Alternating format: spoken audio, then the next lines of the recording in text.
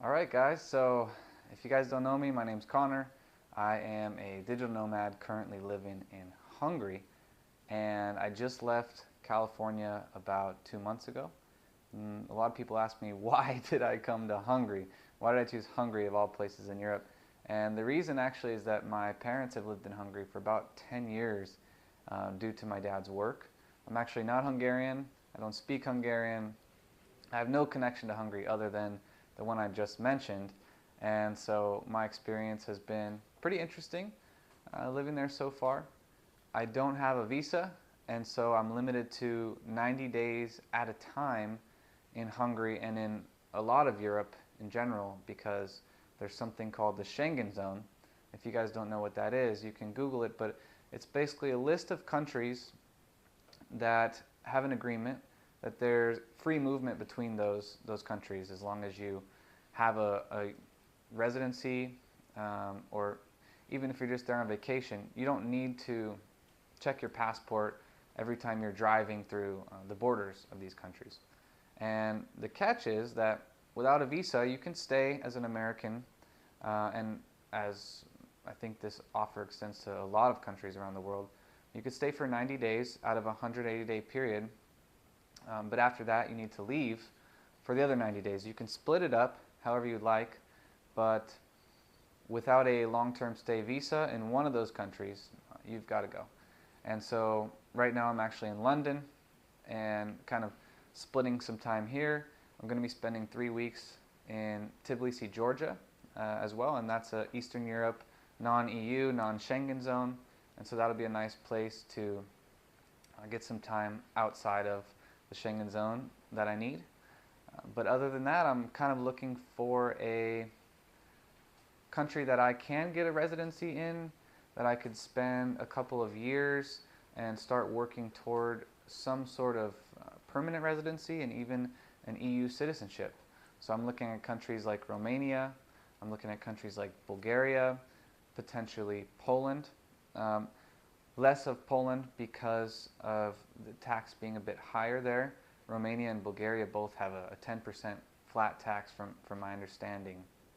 And so that's very appealing, as you can spend, I think between 5 to 8 years in those countries, as long as you are following the rules and you're keeping up your temporary residencies. After between 5 and 8 years, you can actually get citizenship. And once you have a citizenship in one European Union country, you can actually live in any of them.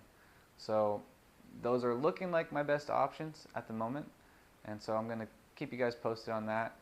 So far, for those wondering, the experience living in Hungary is definitely more difficult than moving to some of the Western European countries, including Germany and France and Spain and a lot of these more prominent places where Americans take vacations and holidays, just because the English level in Hungary is much lower. In places like Budapest, you'll have an easier time. However, I live in the countryside, and so it's almost a zero level of English wherever I go. Now, the younger generation, it's 50-50 chance if they speak English or not, but just a lot of the times, even if they do, I get the feeling at least they don't want to, or they're not confident enough in it to have a conversation, so they just say, no, I don't speak English. The other thing about Hungary is the people are extremely kind once you get to know them. So after you kind of break that barrier, the Hungarian people are going to be some of the most friendly, genuine, caring people. They will invite you to everything. If you need something and you call them, they will be there. They're so kind. But it's hard to get to that point just because in society they're generally not as open to conversation at random or smiling at strangers walking down the sidewalk and things like that. So the culture is a little bit more closed off, but they are extremely kind people once you get to know them.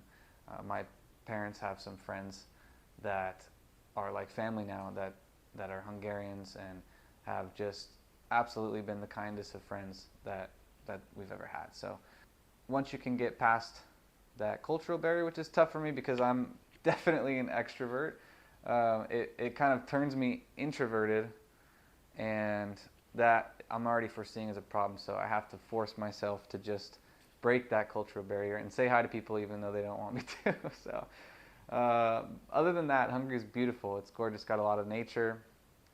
They have Budapest is one of the most gorgeous cities architecture-wise. You could just turn a corner and be in awe of every building around you. It's beautiful. There's always things to do in Budapest. Not to mention the proximity to Vienna, which is also a really, really incredible city, and it has some of the more creature comforts that, as Westerners, we might be used to. Some of the conveniences, and generally the English-speaking level is extremely good in Vienna. And also Bratislava is kind of a hidden gem in Slovakia that's right there as well. Most people, as tourists, they just spend half a day, if not, maybe a day, one-nighter in Bratislava, which I think is sad. It's an extremely cool city. I can see that there's not a lot of tourist attractions per se. It doesn't have a lot of things that, tourists would go to see and take pictures of, etc. But it is beautiful, and it's a great place to actually just live. It's one of the places I've also been interested in living. But yeah, Hungary, I would say, is a great place to set yourself up, and it's once you've stayed there for a while as an American, it does make everything else feel a little bit easier, I will say. So I'm looking forward to kind of seeing where this goes. I want to continue sharing information for you guys on YouTube, just about not only my experience in Hungary and in Europe and as a digital nomad, and also some of the options as I dive into residencies and citizenships and things like that, so you guys know what's out there for you.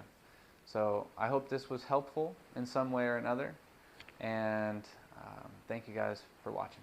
Have a good one.